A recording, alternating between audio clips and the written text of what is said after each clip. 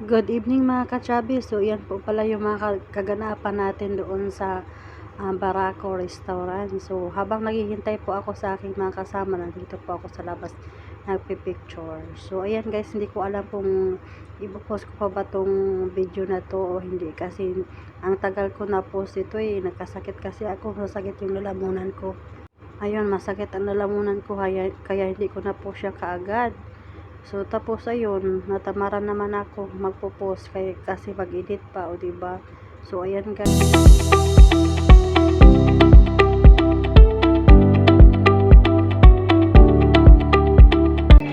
So ayan, bago tayo mag-umpisa, magdasal muna tayo.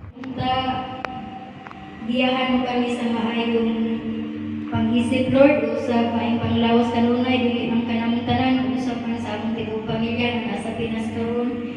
Lord God, among i-celebrate karon ang Christmas, among pangayon nga unta, unay kanimo Lord, usap alagad kami kanimo Lord. O Lord, usap ang uban sa among pagkaon Lord na aniya karon diri, hinaot na kini magadugang kabaskog sa among panglawas. O i-bless mi tanan Lord, kini tanan Lord among isari pinagi ni Kristo nga imong anak ang Ginoo. Amen. Amen.